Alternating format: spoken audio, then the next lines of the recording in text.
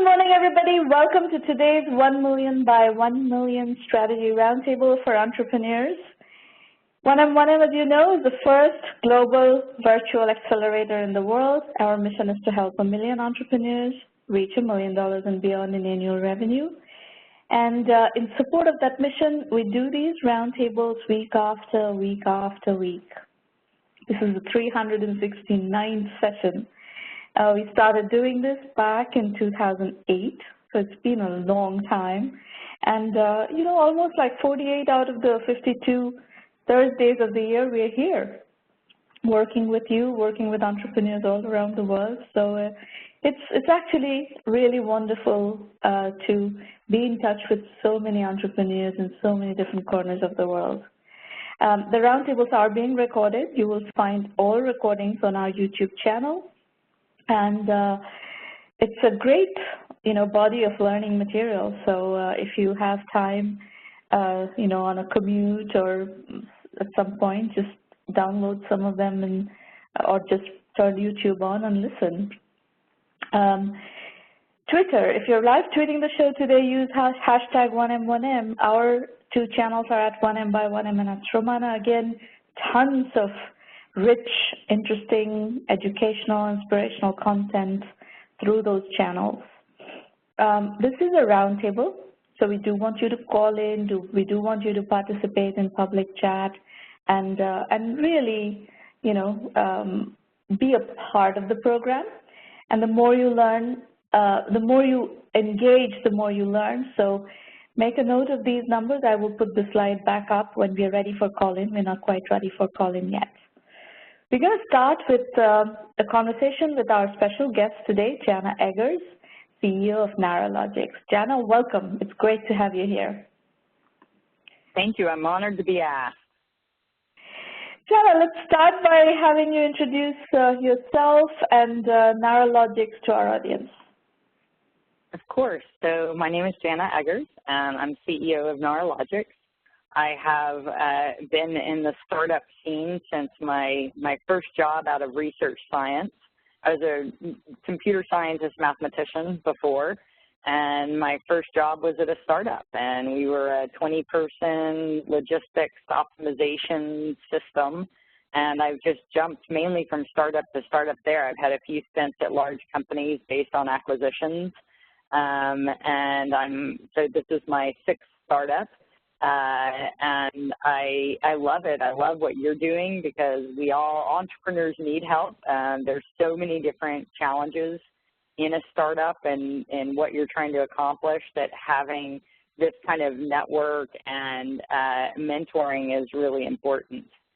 To tell you a little bit about Nara, we are in the artificial intelligence space, which has its pluses and minuses, of course. The plus is it's definitely a hot field. The minus is it's definitely a hot field. So there's a lot of hype and attention around it, which is sometimes good and sometimes bad.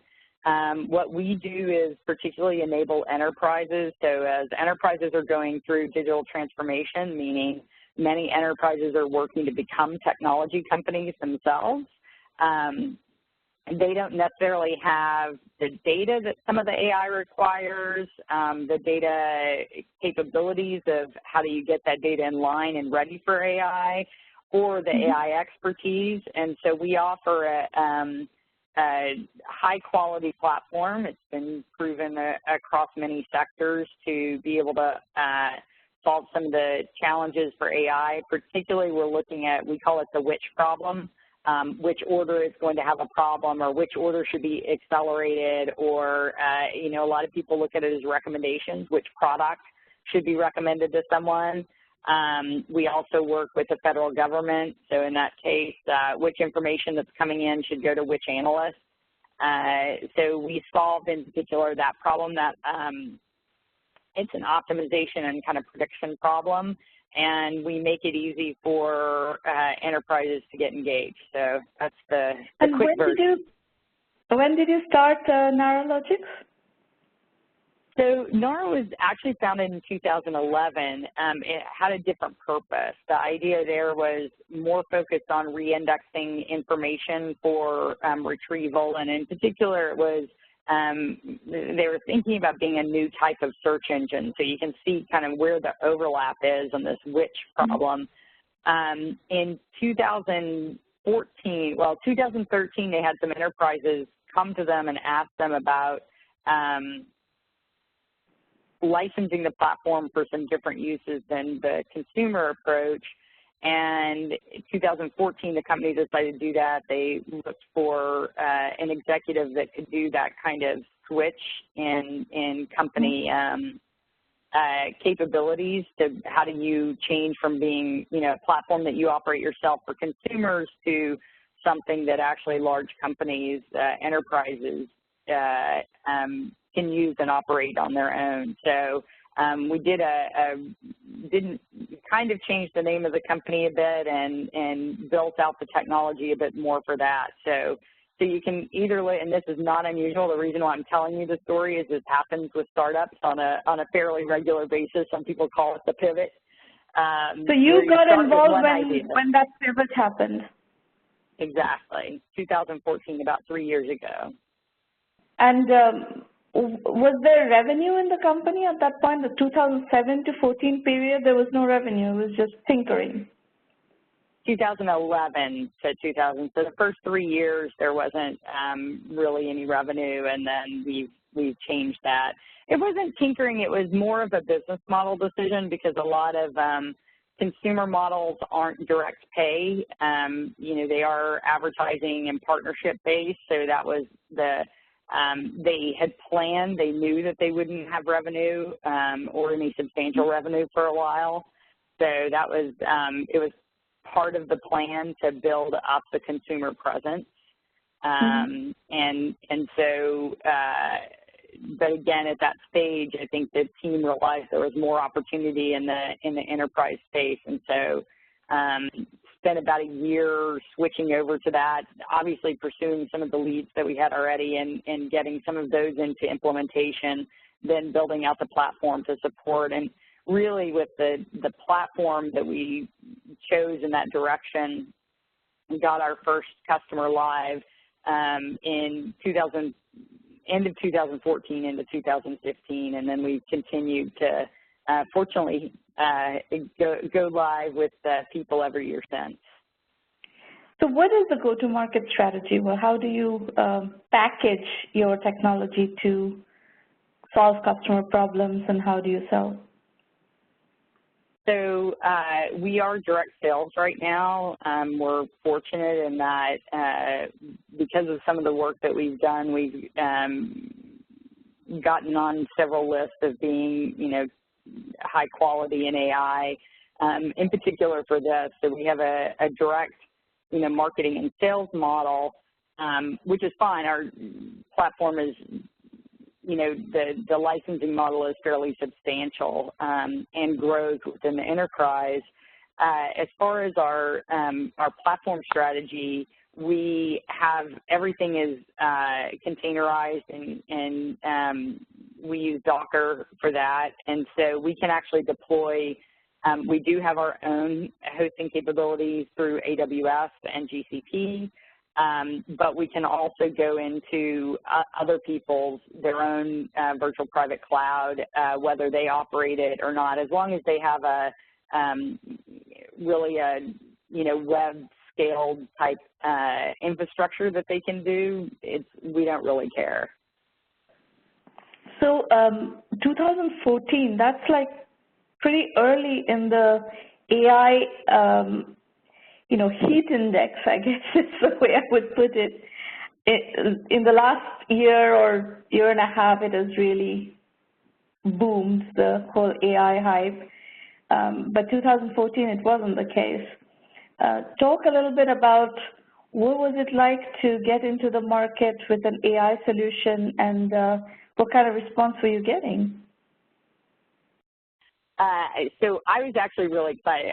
I worked when I mentioned before as a research scientist. So I worked out at Los Alamos, and I used AI. I wasn't an AI researcher, but I was doing computational chemistry work, and I was a theoretician doing some modeling, and I used artificial neural nets as well as genetic algorithms.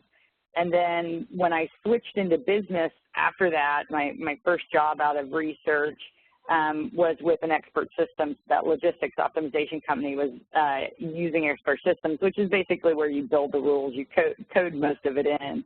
And so I had a lot of experience and background, 30 years in AI and around AI, using AI as a tool. So, you know, to your point, when I entered this in 2014, I was like, wow, I think AI is going to take off. I didn't think it was going to go that quickly, probably because I saw how slowly it took us to get to this point. And so I was more thinking, yes, we're early stage, but we're really well positioned with a very differentiated product, because to me, when I saw the system, two things stood out. One is this which problem is very much like an expert system, and expert systems are really difficult to build and have a lot of maintenance. And the way we do it, we're letting data figure it out. So it's kind of like a neural net in that way. But we're using some different proprietary algorithms, and so it's more of a self-assembling expert system based on data. The second thing is, because of the way we do it, it's transparent, so it's not black box. And so I know how many problems people have tried to solve with expert systems, but then they get unmaintainable. And then on the second side, even when you have those, they really have to be transparent. You have to know why the computer is giving you this answer. And so when I saw those two things, I felt like there was an opportunity in AI to really take off in a new way. I didn't quite expect this field to get so high. I thought that maybe 5 years coming, and it happened more about in 1 year. So that's a little bit of the differences because of my heritage and background. I probably had a bit of a different perspective from folks in general. So I knew it was coming, just not quite as fast. You raised a rather large Series A. Could you take us through your early stage of business building and the corresponding financing strategy? Yeah, and much of that was raised, not all of it, but the vast majority of it was raised for this consumer play. And that's really not that unusual in the consumer space, because a lot of it is, you know, you're not only investing in the technology, which is expensive to initially develop, but also the marketing to get out there. What's nice about where we are today is we're not quite as capital intensive, because we don't have to get out and compete in all the consumer marketing challenges. Like I said, I don't even have a marketing person anymore. We've more invested in technology and grown on the technology side. You know, very fortunate that we don't need one, but again, I think that's because we came in early. So most of the capital went to build the underlying technology, and then also, you know, one fork of it for the marketing. Now we're in you know, obviously still using some of that investment, but also being funded by customers, which personally is a situation I like to be in. I see. So you're saying that before you came, there was already money in the company that was raised for the consumer play, but since then you have not raised money. You're basically doing enterprise sales, and it's customers who are really helping you build the company, which is much healthier. We've raised, it's less than 25% since I've been here of the full amount raised. So most of that was, again, to build the technology, which is not unsubstantial, and then also to do marketing, which we don't do anymore. So, and yes, and we have some in reserve, of course. So it's a balance between, you know, slowing down how much that spend was happening, and then augmenting that with customers, like you said. I'm with you that it's a much healthier approach, because you really understand your value and where you're providing value, and that's a big communication from customers. What is the business model? How do you charge customers? So we're a little bit old school in that we just charge an annual license fee. So it is, you know, a recurring revenue. But right now, in particular, because of the size of the implementations, we're not really doing anything month to month. I think we'll get there. One of the things that I do want to build out is our ability to do self-serve so that people can come and sign up and build prototypes for a smaller amount of money. But the instances that we're doing are large enough now. One of our customers, for example, has tens of millions of customers that are accessing the solution. That's on the consumer side. You know, we have some others that are much more on the information processing side that has, you know, tens of thousands of documents coming in a day, but their user set is only a few hundred. So so most of our sales are more, you know, it's hundreds of thousands of dollars for a year, which doesn't really make sense on the monthly side. These people aren't committing to systems that are something that, hey, well, I'm going to see how it works out. That said, we want to get to where you can do prototypes and, you know, sign up for 3 months or, you know, maybe again, even month to month, try and build something like that, make sure that it works and then deploy. But most of our customers, they've already decided what they're going to do. They're committing to something like this, and we're an enabler to get there faster. And how much professional services do you have to do to make these customer instances work? It's a great question because it is a big challenge in the AI industry in particular. Most of the professional services that we see, and also that I just hear in the industry, I was out at the O'Reilly AI conference last week talking to people about this.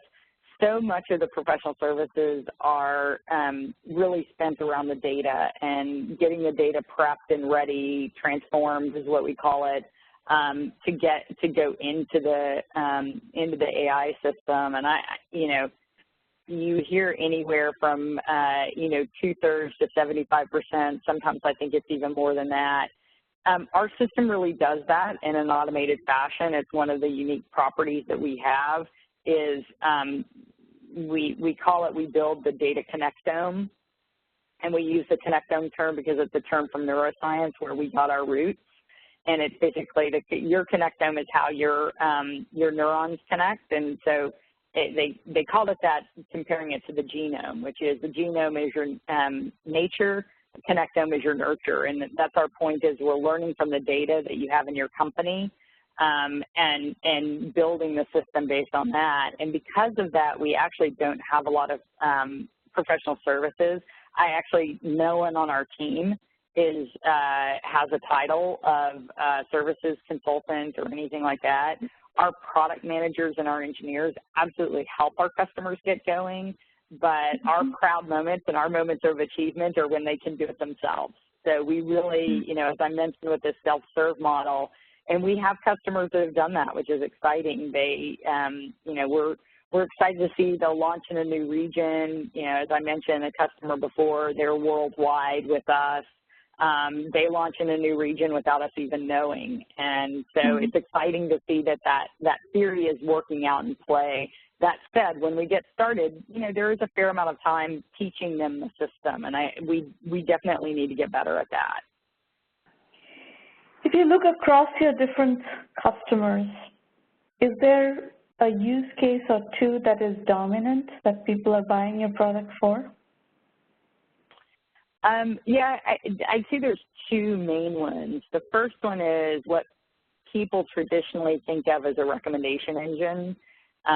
So it's particularly personalized. So for this customer, what should I put in front of them? And that can be a product, it can be media, it can be content, it can be an offer, but it's really the same thing. I think the challenge is when you expand to something like content that you have, or even marketing campaigns, that doesn't go really well with the current collaborative filtering approach that you have when you have lots of products and lots of sales, because you don't have, so one example is one of our customers, an airline customer, they wanted to figure out which credit card offer to which customer, because they have lots of different credit card offerings. And so the question there is, you don't have the data that you would have in a collaborative filtering type situation, because you need masses of, if they did this, they would do this. And we work well in that environment. So it's kind of, think of it as a recommendation engine, but very much expanded and able to work in different cases. So that's one, the personalized offering space, if you will.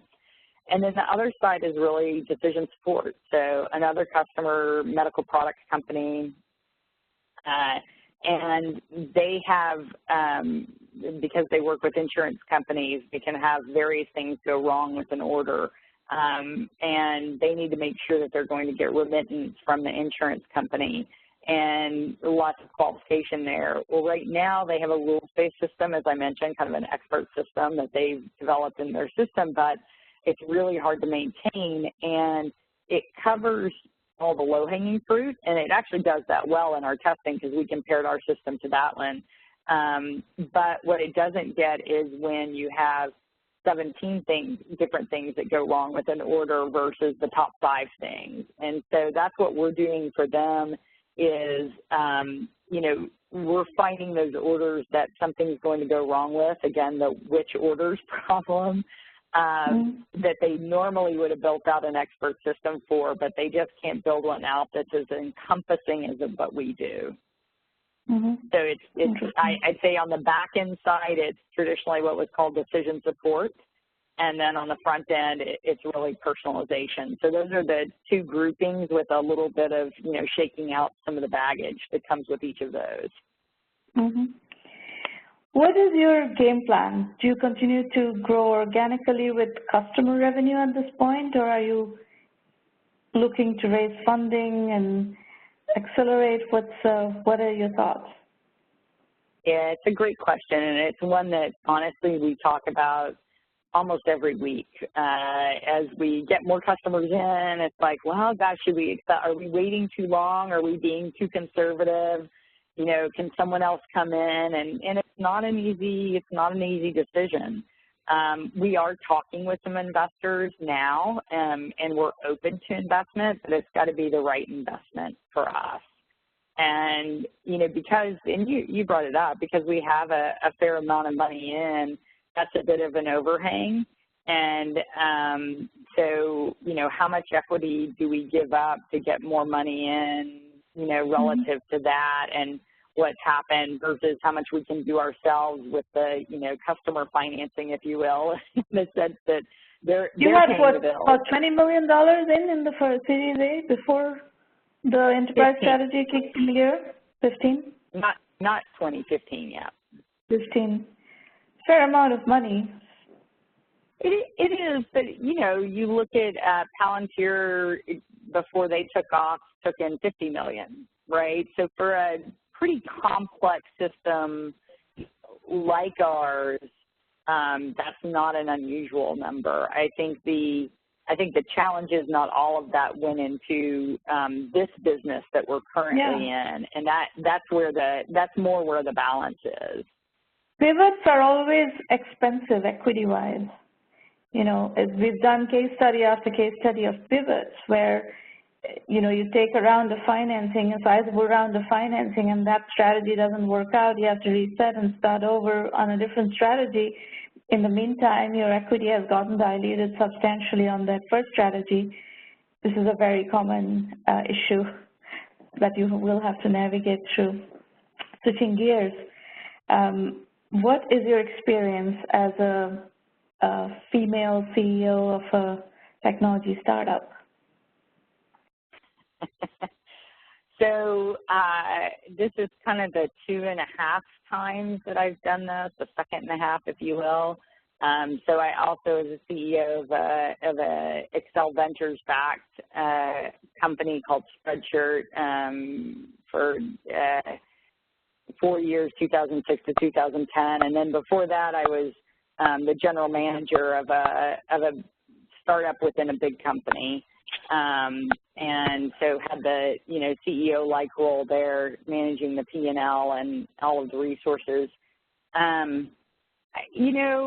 I think it's somewhat hard for me in that I've always been in science and technology, in the sense that, my career, I started out as a research scientist, and I was out at Los Alamos, and I did NSF research, National Science Foundation research before that, and I was typically the only woman in the room. So in some senses, I think that helped me because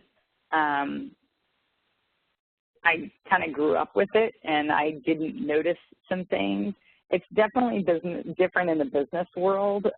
Scientists are, not immune, but it's maybe a little bit more collaborative in approach, and I think that we often get in a more competitive business situation just by nature, and I think that, women tend to be more collaborative, so it's been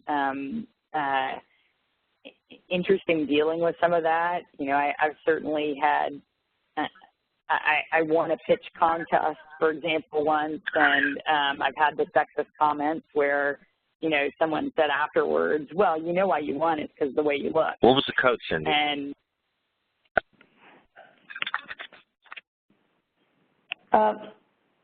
sorry, Jana, somebody interrupted. Maureen is going to mute him. Go ahead. Keep going, please. No worries. So, there's some of that happens, which is very unfortunate. So I think we just have, across the genders, we have different approaches to things, and I wish they were respected and celebrated a bit more on each side. It hasn't been, I can't say that it's always been delightful or that it's definitely not been an advantage to be female, but we all have our disadvantages. Do you think there is bias against women entrepreneurs? Yes. Elaborate. I think it's pretty much been shown in many cases. There was a fairly recent study. Just a second, Jana. Maureen, the people are coming on and disrupting the call nonstop. Can you please mute people?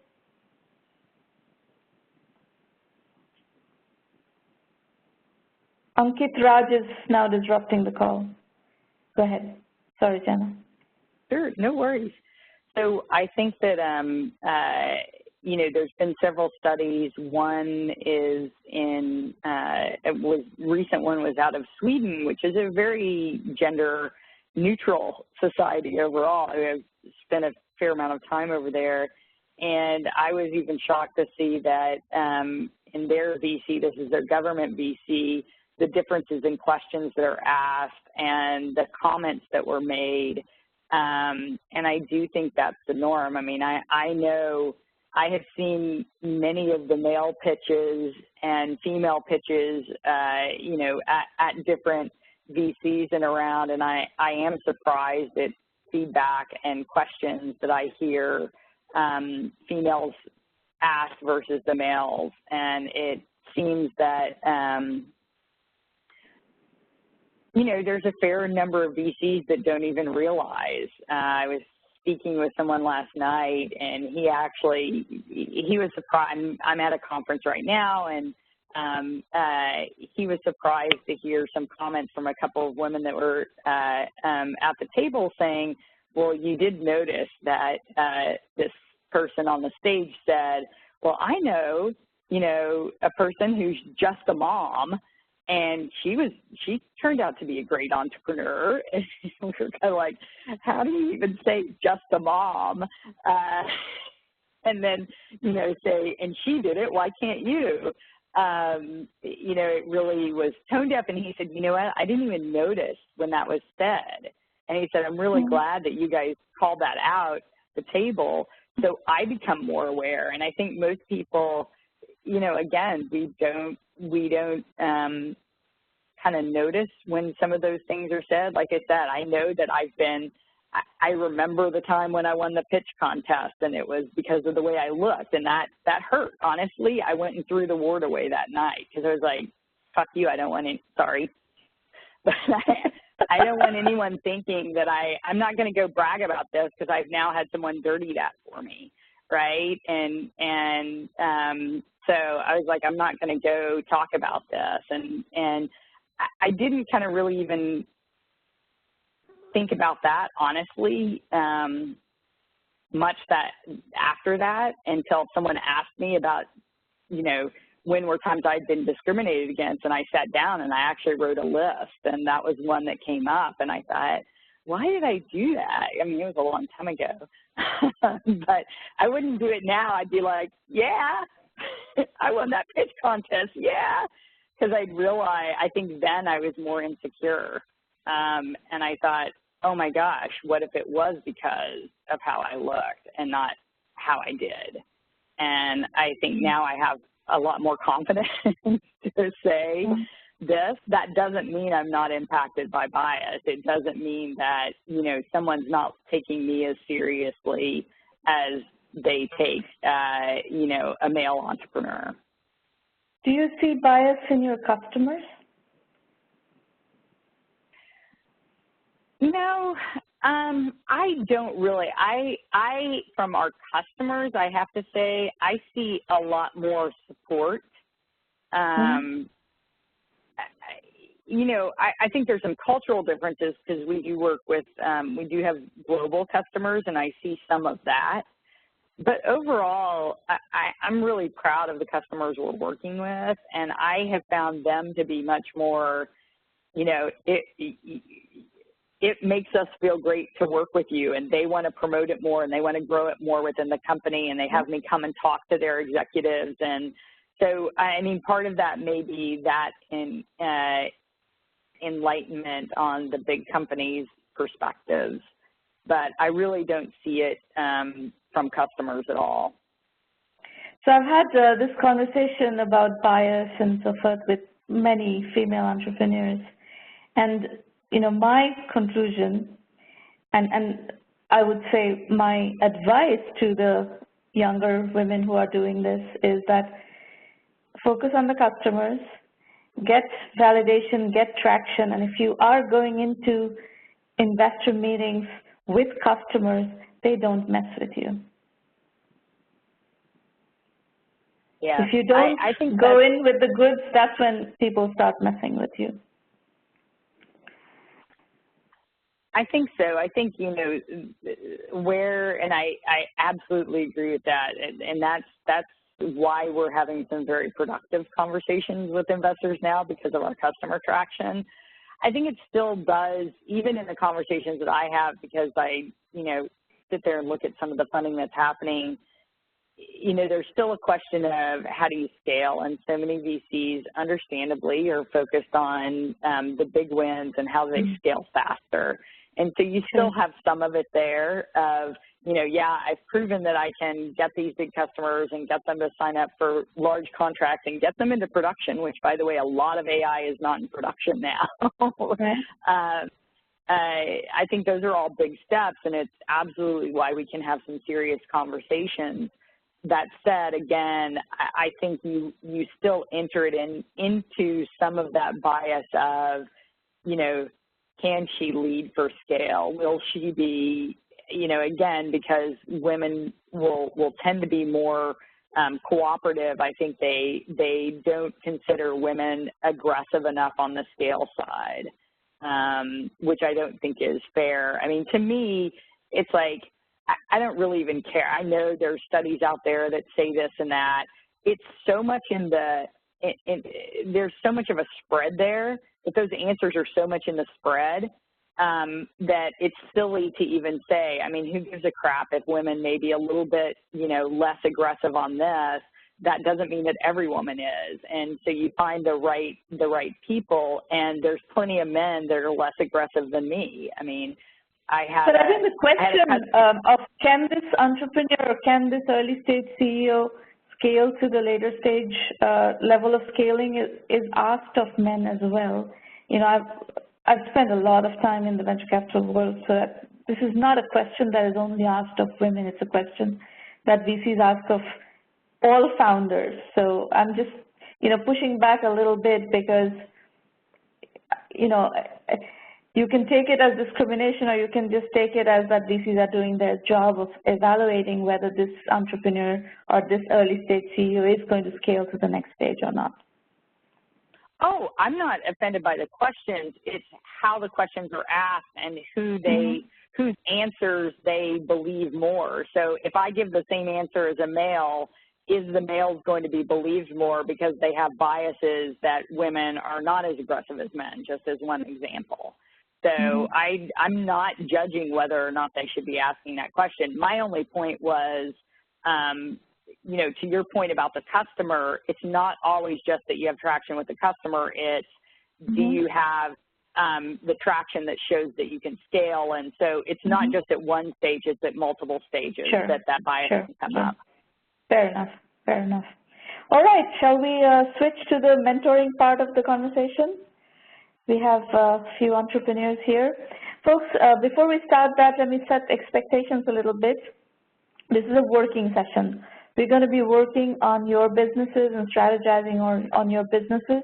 We are on your side. Feel safe. Do not feel defensive, or you don't have to apologize to anybody. Whatever it is that you're working on, we will just try to help you with some feedback. Nothing else. There's no other agenda. It is possible that you would disagree with the feedback you get from me or Jana here. Don't feel bad about that. It's your venture. You decide what strategy you're going to follow.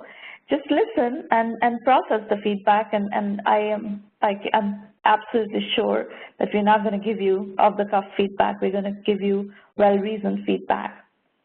One thing you need to keep in mind is not all businesses can raise money. Not all businesses should raise money, and raising money doesn't guarantee success, so don't be obsessed about fundraising. All right, we are going to start with Walter as the first presenter, I believe. Hello, Walter. Yeah. Go ahead. Hi, so my name is Walter Sromana. So I really have questions for you. Are you okay with that? Sure, just go ahead and we'll both weigh in, but go ahead. Sure. Do you have have you ever dealt with a daily fantasy football or daily fantasy sports company at all? We've had a fantasy sports company in the program earlier. It was a fantasy What's the name company. of it? Okay. So I don't remember, frankly. I deal with hundreds. That's okay. That's fine. So I'm USA based. You're in India? No, I live in Silicon Valley, and the company is based in Silicon Valley. Okay. Do you know anything about fantasy sports at all? Because I don't want to waste time here, because I don't have a whole lot of time. I just told you we've dealt with a fantasy cricket company. Why don't you do your pitch? And if you don't want to do your pitch, I'll just skip through and skip your pitch. I don't have a lot of tolerance for attitude. You're showing a lot of attitude here, which I don't have any tolerance for. I apologize. I don't mean to give attitude. I just don't have a whole lot of time. Let me just give you some feedback. You are giving a lot of attitude, and I don't have any patience for this. Go on. If you don't want to present, we'll just fast forward through and go to the next presenter.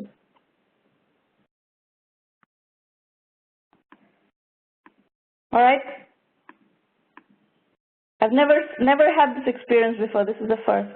Ankit Raj, would you please unmute your line and tell us what you're working on?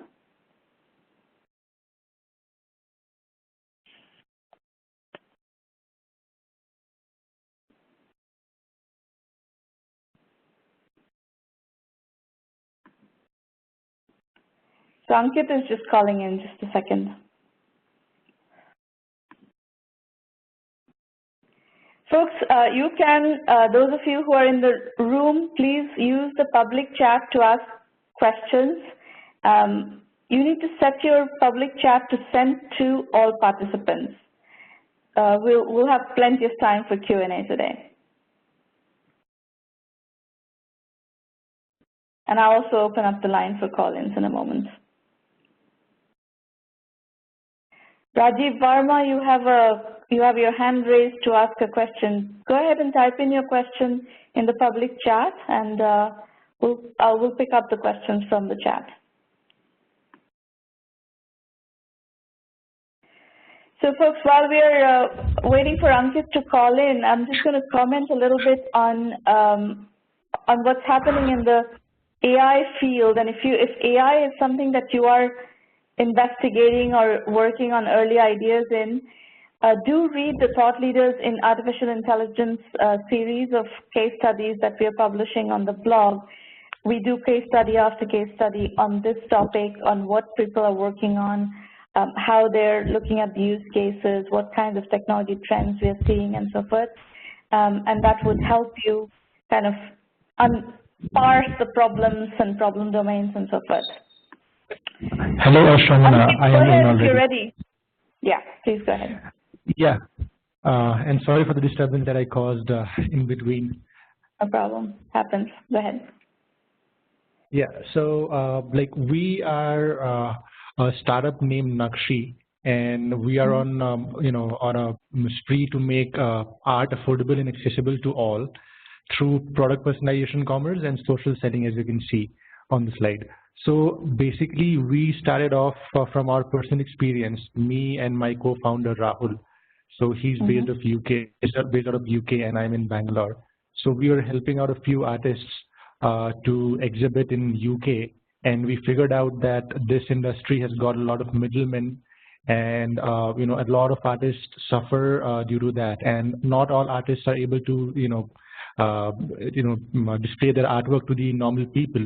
And we then decided we will do something to make sure that this artist community is well benefited, and we started figuring out consumer problems which we can solve that can help artists in a way so that they can buy their products.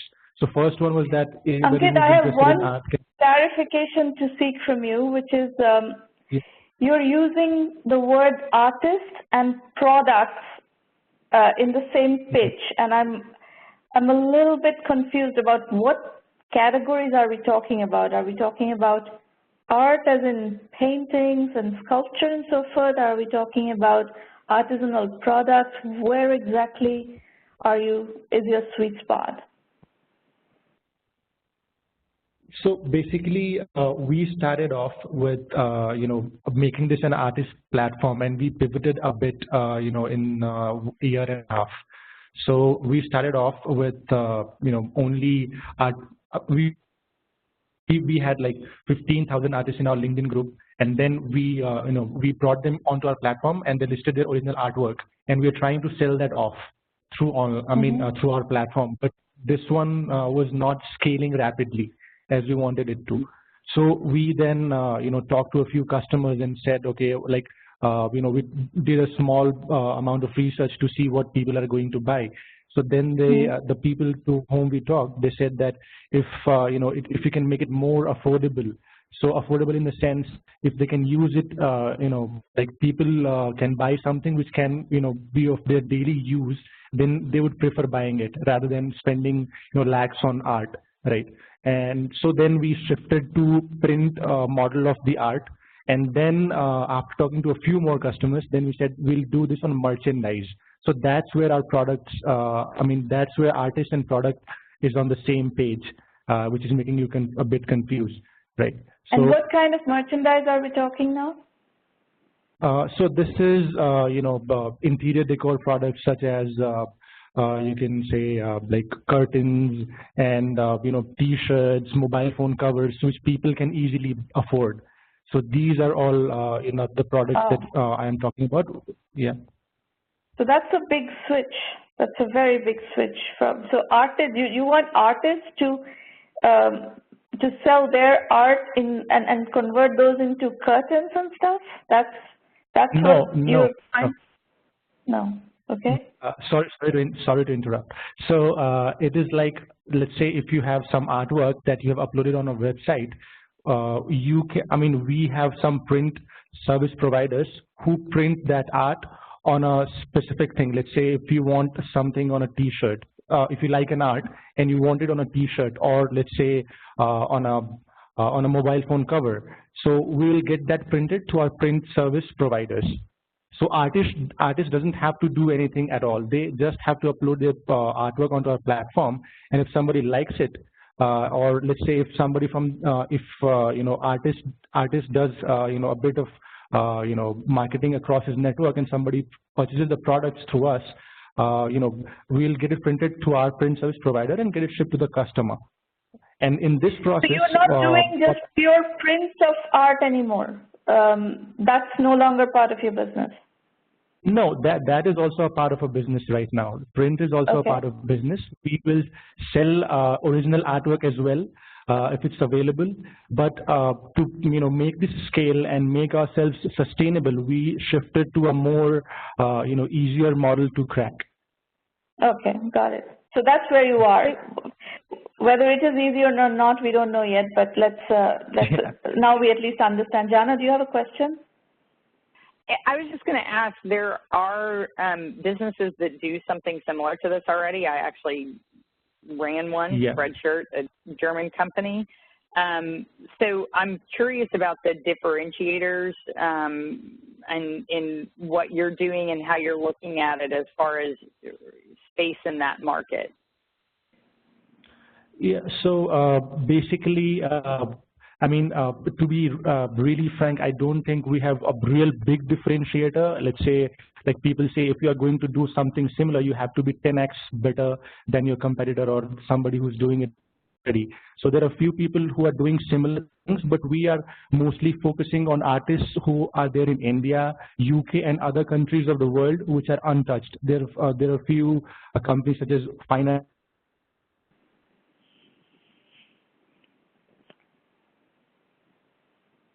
Ankit's line went dead.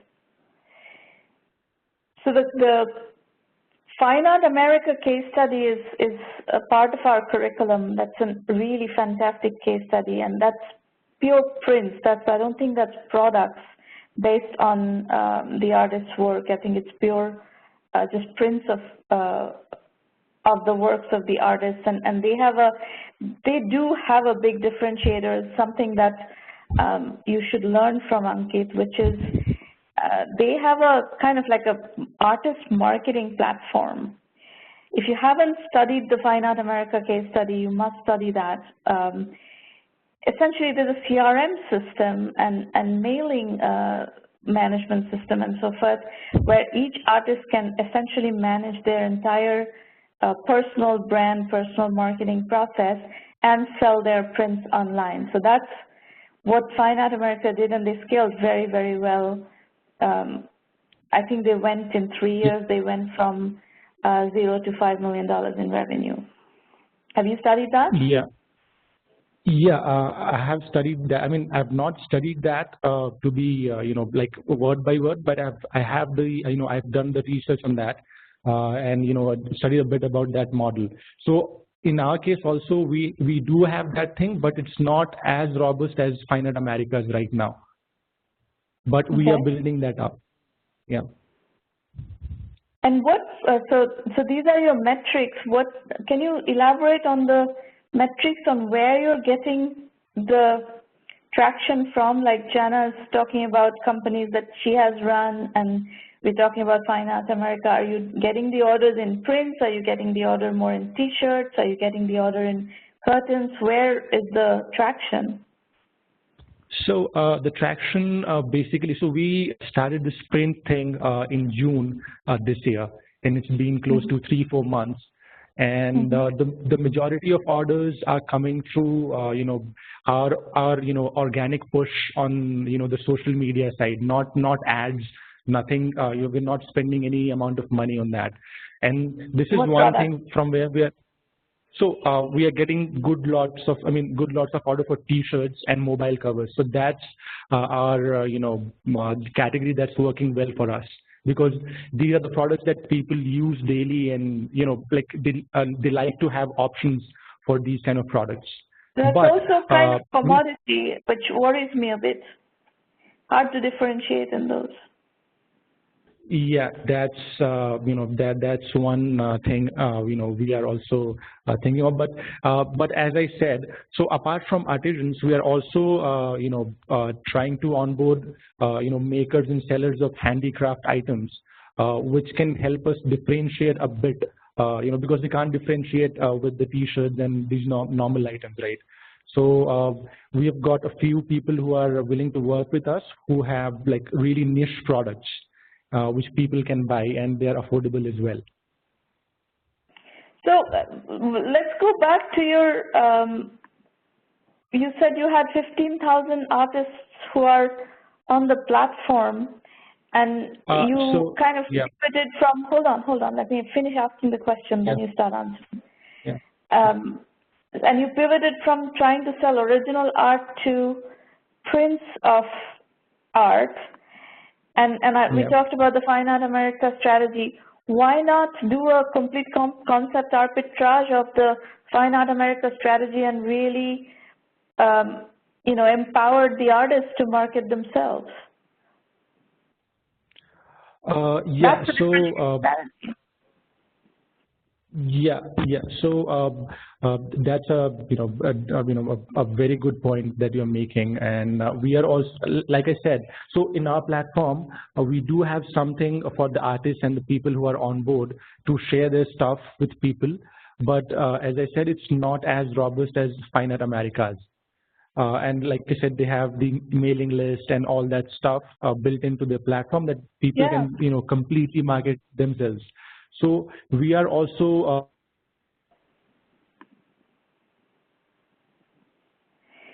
Jana, are you familiar with Fine Art America? Yes, I know about them. I'm not in depth, but yes, I know of them.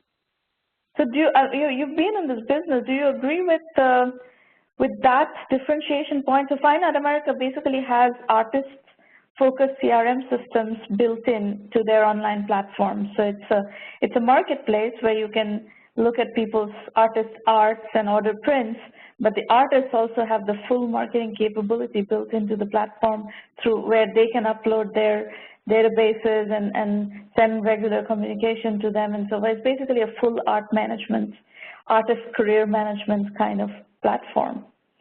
And I think that what else that helps from, sorry, go ahead.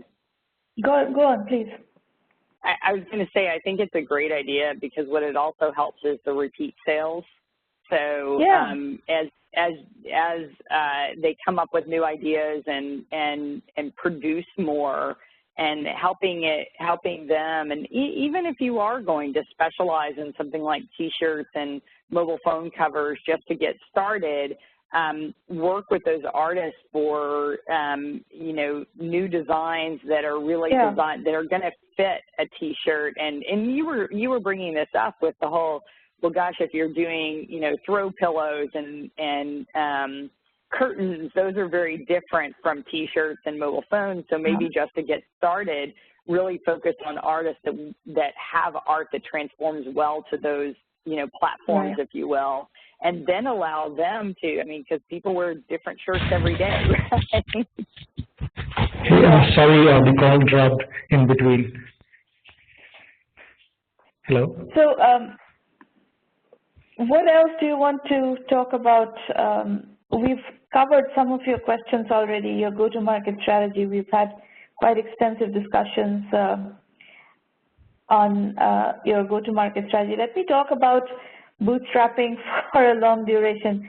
You, unfortunately, do not have a choice but to bootstrap because your business has not reached the level of traction where you can attract a lot of funding yet, or any funding yet. Until you can show that you have a strategy that is, injecting velocity into your business, you will not be able to attract financing. So right now, let's just focus on getting your business to a point where you have a repeatable model that is scaling faster. So all the ideas that we've just discussed of focusing on the artist, giving the artist the tools to really market themselves, and that could be across categories. It could be prints of their work. It could be mobile phone covers, it could be t-shirts, it could be curtains, it could be, throw pillows, it could be cushion covers, whatever. You have the capabilities to manufacture all of that and take care of the logistics of all of that, but give the artist the tools with which to, A, create that kind of art that translates into those categories, and then the marketing tools with which they can engage with their audience to develop the relationships, maybe do some even, get ideas from the customers, requests from the customers, commissions from the customers, all of that, so that that whole dialogue between the artist and the collectors, so to speak, is something that you enable, and that is very much the Fine Art America case study. You should go study the case study. It's on our blog. And I would kind of do a concept arbitrage, approximate concept arbitrage on Fine Art America for your business, because that business scales, and if you can replicate that concept and that style of building the business, I think that would be worth, building. Okay. And so I would position your venture as something where the artists get real support in marketing themselves to an audience of customers. That's the positioning that I would go for. And how much traction is enough to raise investments? It's more, so not so much how much traction, but you have to show that you have cracked the nut of how to acquire customers and how to translate customers into revenues in a definitive format. Right now, you're kind of trying this and trying that and trying another thing. And you cannot say that you have cracked that repeatable model. The minute you can convincingly present that this is our model, this is how we are acquiring customers, this is, these are the unit economics of the business, you become fundable. Until you get to that, you're not fundable. Okay, okay. And how do you tick all the boxes for investors? That's something that, we have extensive training on. If you'd like, you can join 1Mby1M Basic. There's a whole module on financing. That's our monthly subscription program. I'll talk about 1M1M in a moment. And then you can, learn all the, I can't give you that whole training in 2 seconds, but there are mechanisms that we have through which you can learn all that. Okay. Okay. Yep. All right. Thank you. So I'm going to spend a few minutes explaining to you about 1M1M. I have one request for you. If you like what we do here, the kind of mentoring we do, the kind of exposure you get to entrepreneurs who have done it before, who bring you their perspective and so forth, bring serious entrepreneurs into 1M1M. I do put the serious word in bold because we do get, because it's a very democratic platform, we do get a lot of different types of people, and there are certain types of people that are not a fit for this program. People who have unreasonable expectations about what is entrepreneurship. Entrepreneurship is hard. It's a lot of heavy lifting for a lot of years. Some people don't have that understanding and that perspective. That is not the right fit for an entrepreneur. And today I actually did something which I've never done before. I basically told off an entrepreneur who was on the platform and was basically showing attitude. This is not the kind of entrepreneurs we are interested in working with. We are very sincere and we put in a lot of hard work into what we do. And if you do not have respect for that work, I have no interest in working with you. So, that is my prerogative. Whom I want to work with or whom my team wants to work with is a shot that we are going to call. We're not going to take attitude. And if there are people who come and insult people on our team or on the program, I'm going to have that kind of stern attitude as you saw today. I've never had to express this before. So it was a new experience for me today to do this, but I will tell you that I will institutionalize this, having now experienced it, that this is not going to happen again. And if somebody behaves like that, I'm going to behave exactly the same way that I behaved today. So Here is 1 million by 1 million. You can go to the website 1Mby1M.com and all the resources are there. You'll find a blog that has been more than 10 years around, and we have a tremendous number of case studies, great trend coverage, perspectives of entrepreneurs who've done it before, and so forth. The Entrepreneur Journeys book series is a series of 12 books, which are all case study-based books, 12 to 16 case studies per book, and we double-click on different aspects of entrepreneurship. For example, we do actually support bootstrapping with a paycheck. There are people who are starting businesses on the side while holding on to their day jobs. And this actually, contrary to popular belief, contrary to conventional wisdom, is a very successful way of people building companies. We have case study after case study, including case studies where people have built, starting with a bootstrapping with a paycheck model, have scaled their companies to $500 million in annual revenues. A company called eClinical Works, that's a great case study that we teach in the program. It's part of this book. So these are, nuances that we have through immense amount of research. We have come up with enormous amounts of insights from these entrepreneurs who have done it before that we have crystallized and institutionalized so that you can take their journeys and their experiences and learn from them. These roundtables, these free roundtables, happen every week. As I said, 48 out of the 52 Thursdays we are here, so you can come back as many times as you want to. You can also access the recordings online.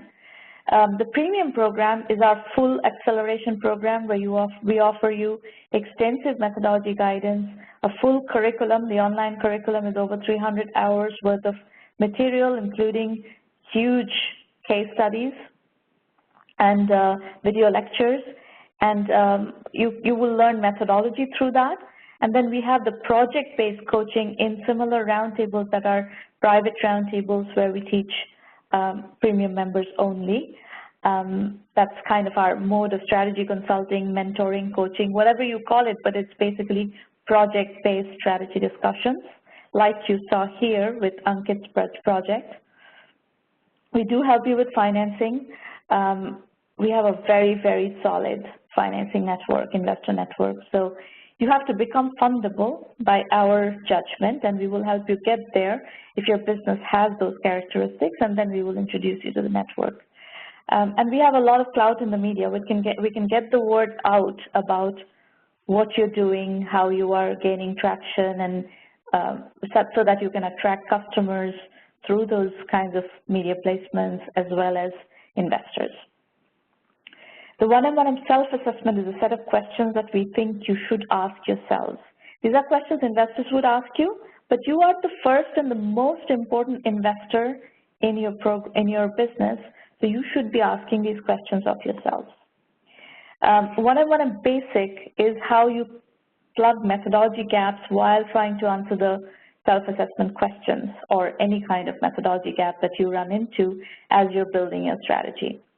This is $99 a month, and like Ankit was asking about financing, you can learn everything that you need to learn about financing just by studying the financing module of the curriculum, which is a substantial module, but you're going to pretty much be able to cover what you need to cover. So dig around on the website, see if this program is for you. It is not for everybody, as I said before, but if it is a program that is for you, we do have the experience and track record of moving tons and tons of entrepreneurs through their early stage learning process, the steep learning curve of first-time entrepreneurs, and we have a lot of credibility in doing this. It is a case study-based program. The reason we introduce you to so many successful entrepreneurs like Jana and many others, we have 750 plus case studies of successful entrepreneurs who come here and very patiently, very generously work with you, and also we have their case studies captured in great detail in the curriculum, and you can learn a lot from them. You get to stand on the shoulders of people who have done it before. It's extremely effective. what we were talking about, the Fine Arts America case study. Well, having a comparable case study where people have experimented with business models related to yours or strategies related to your business, going and learning from them, seeing what works, what doesn't work, is enormously effective.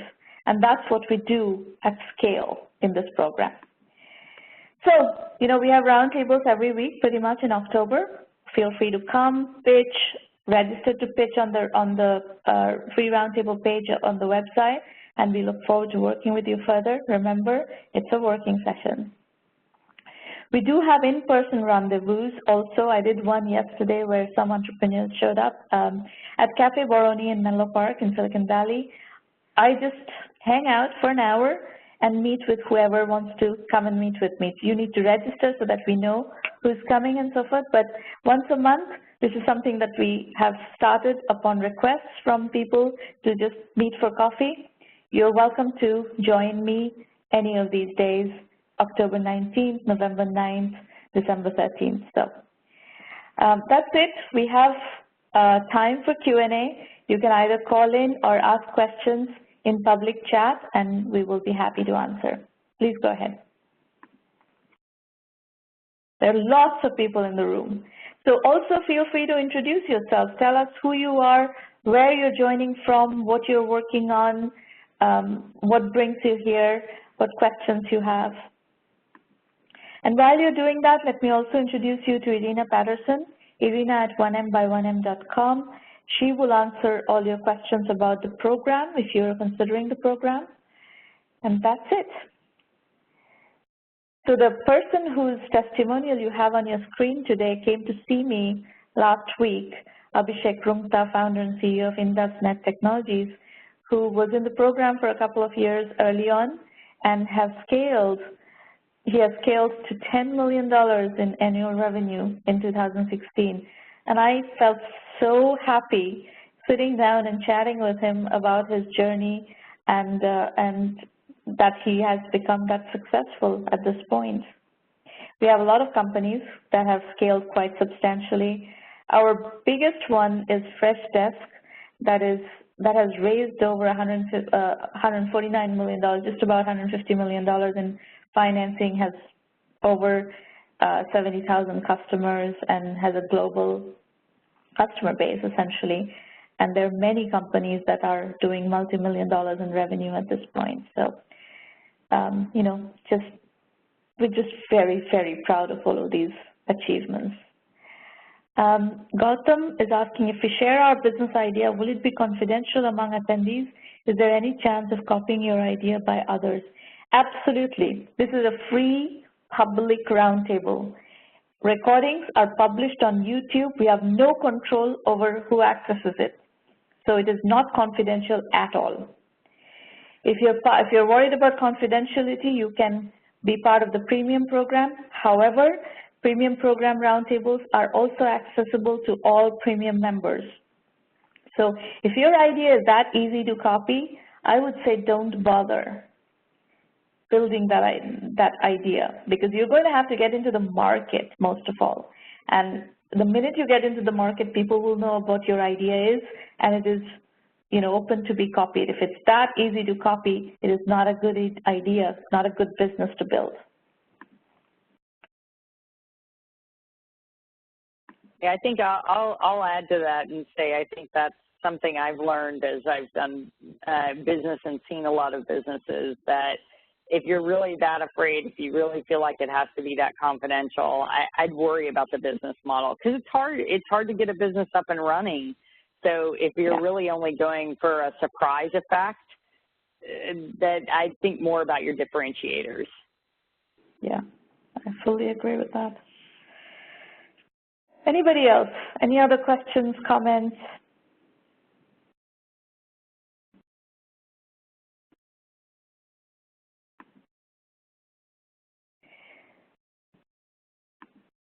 Well, if I don't see questions and comments, we're going to adjourn the session. Jana, thank you for staying through the session and working with the entrepreneurs as well, answering questions. It was great having you. It was great listening to your perspective about, the bias in the industry with women entrepreneurs. You made some very good points, and I look forward to getting that, perspective out there. Thank you. It was great. I have a great respect for what you're working to do and all the help that you give entrepreneurs, both in in this kind of setting, letting anyone come in, and in the premium setting to allow people to dig deeper. So I'm excited to help support you. Thank you very much. We need all the support in the world. We have a question from Mahesh Sharma in Bangalore. He's working on an AI space outside his regular work, currently in vision mode, find it difficult to get engineers to work on it. Is it possible to get funding with the concept? Absolutely not. There is going to be no funding with the concept, so don't even think about it. You're going to need to find other ways of figuring out how to do this. I would say if you're doing bootstrapping with a paycheck, go read the book as a starting point, and that would be a very good, material to immerse yourself in to get yourself going.